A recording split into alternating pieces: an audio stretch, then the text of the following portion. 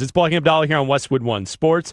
We now bring in Josh Graham. He does great work on Westwood One Sports Night. He is also obsessed with college basketball, and he is our basketball encyclopedia and expert. Josh, welcome to the program with Bleck Abdalla. What the hell is going on with Darryn Peterson? See, this is something I've been tracking all season long, and thank you for having me. It's great to be with you guys. And I saw Darryn Peterson play in person the first week of the season and was floored at how good he can be. When he plays maximum minutes, and Kansas needed him, went toe-to-toe with North Carolina and Chapel Hill. And then a month later, after he returned from his first cramping hamstring deal that kept him out for a little bit, he played in the first half of a game at NC State.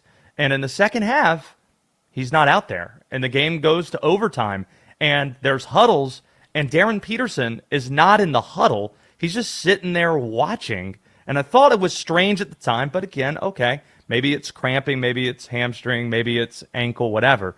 Then the Arizona game, the number one team in the country, visits Kansas, and he has the flu when he's gone through pregame warmups, and the Kansas staff didn't know what was happening.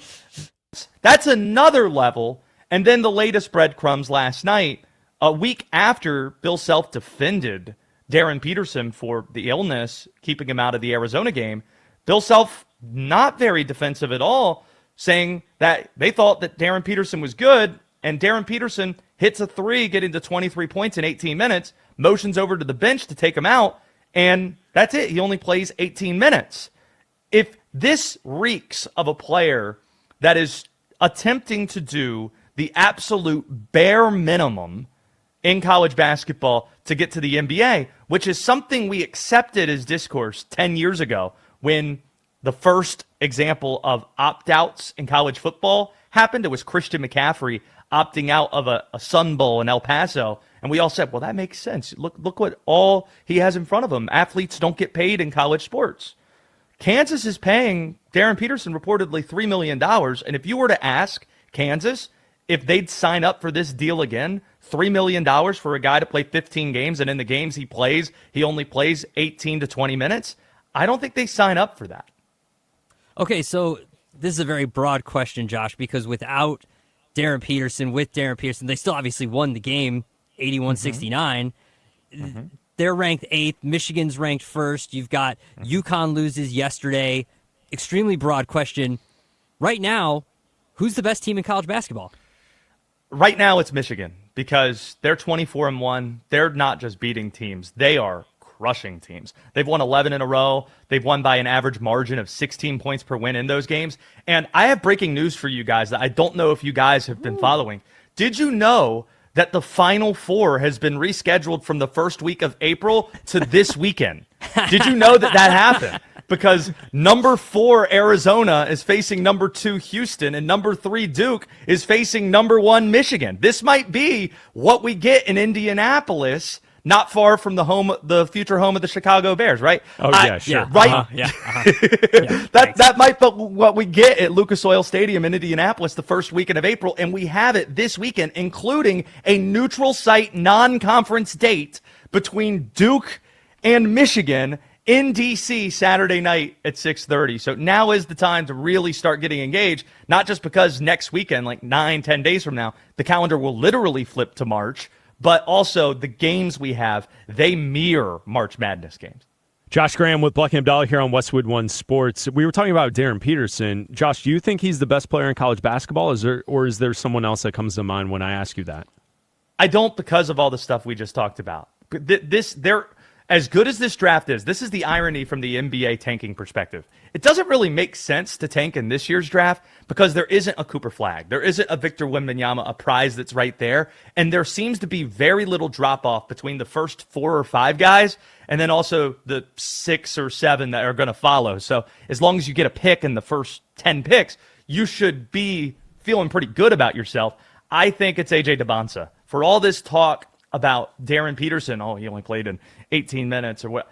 A.J. DeBonsa played in 39 minutes last night.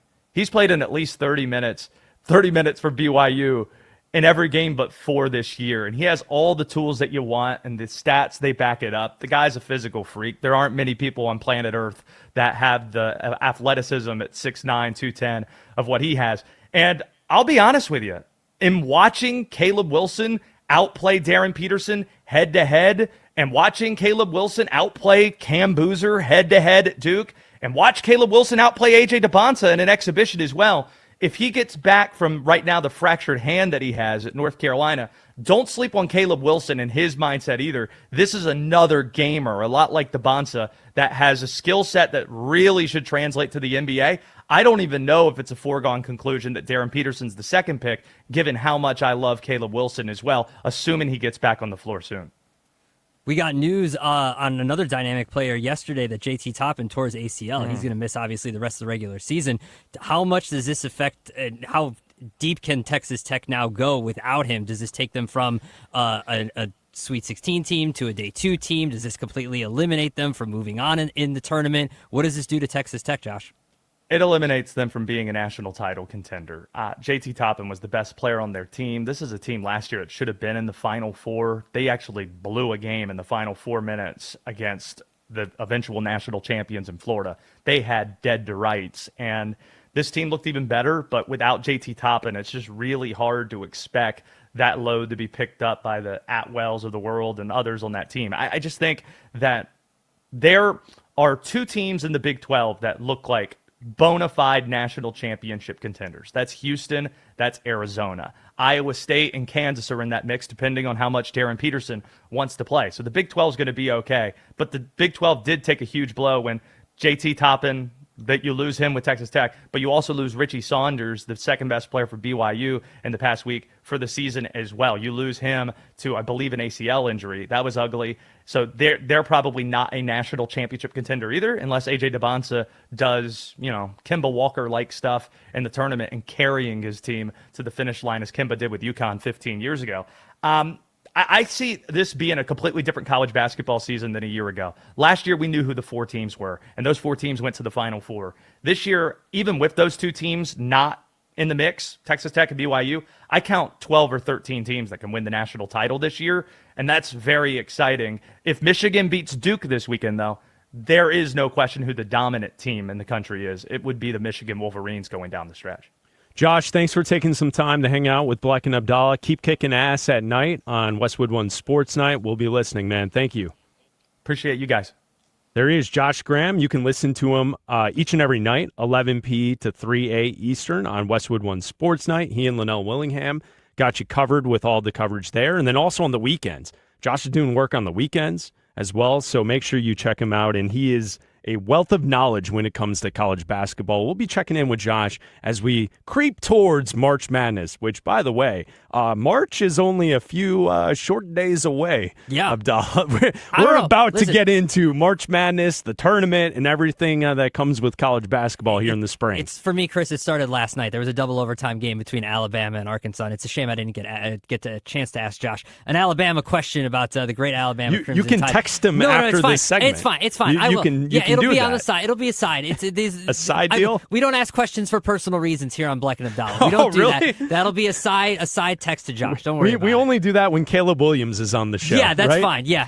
And maybe that's a story for a different day. Those are side stories. Those are June stories.